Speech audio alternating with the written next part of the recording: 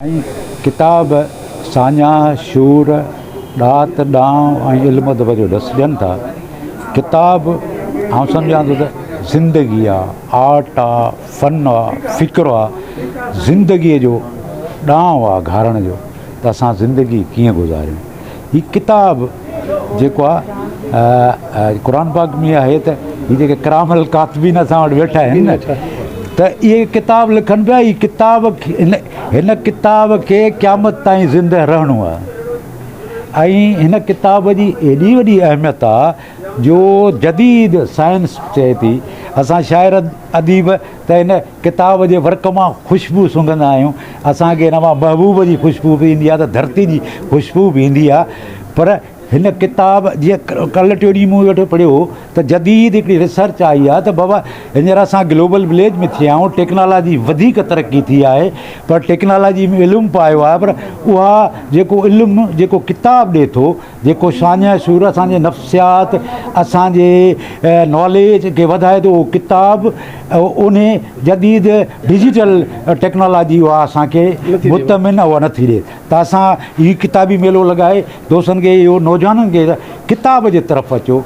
किताब तव्हांजी ज़िंदगी बदिलाईंदो, किताब तव्हांखे सान्या शूर ॾींदो, तव्हांखे जीअण जा घस ॾसींदो, तव्हांखे पंहिंजे धरती क़ौम वतन सां प्यारु करणु सेखारींदो, तव्हांखे पंहिंजे पाण सां प्यारु करणु सेखारींदो, तव्हांखे तव्हांजे भाउ सां प्यारु करणु ॾींदो। अॼु जॾहिं असां ॾिसूं था त नफ़रतुनि जो देश आहे, भाउ सां नथो ॻाल्हाए, पीउ पुट सां नथो ॻाल्हाए, किताब तव्हांखे उहो ज़िंदगी जो ॾस ॾींदो त मुहबत आहे, मुहबत जो दर्स आहे, मुहबत तव्हांखे सेखारींदो। करके ॻंढण जूं ॻाल्हियूं यार छिनण में छा आहे, इहो ई किताब ॾसे थो। अच्छा साईं, अॼोको जेको ही मेलो जेको लॻायो वियो आहे, हक़ीक़त में हुजणु ईअं खपे आहे। ऐं हिन मेले में पहिरीं दफ़ा आयो आहियां, छो साईं त आजिज़ साहिब जा त असां ते मां सम्झां थो बल्कि हर नौजवान नसल ते किरोड़े एहसान आहिनि इहे। त अल मेहरान फाउंडेशन पारां संगड़ पारां ही किताबी मेला मुसलसल साईं जी हिकिड़ी जाखोड़ आहे, अणथक महिनत आहे हिकिड़ी।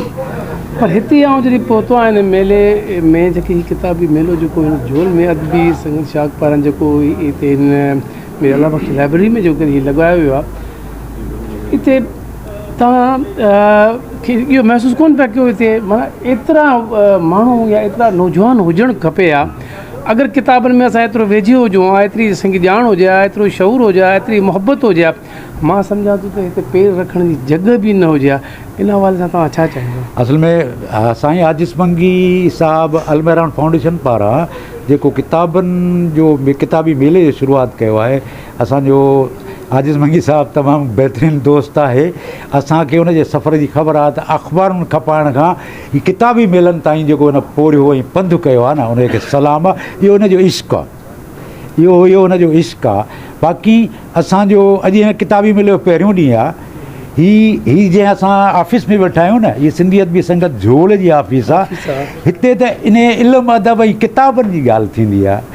ऐं हिते अॼु साईं अली शाह कलंदर शाह बुखारी जे नाले ते जेको किताबी मेलो अॼु लॻायो वियो आहे न, उन्हनि जो वॾो कंट्रीब्यूशन आहे। ऐं ही असांजा जेके सिंधियत बि संगत जा नौजवान आहिनि, इहो उन्हनि जो तसलसल आहिनि ऐं उहो निभाईंदा अचनि। अॼु पहिरियों ॾींहुं आहे, तव्हांखे घटि ईंदो, पर जॾहिं आख़िरी ॾींहं ते आजिज़ मंगी साहिब खां पुछिजो त तव्हांखां घणे जा किताब खपनि, केतिरा आहियो, काउंट करे पोइ ॿुधाइजो।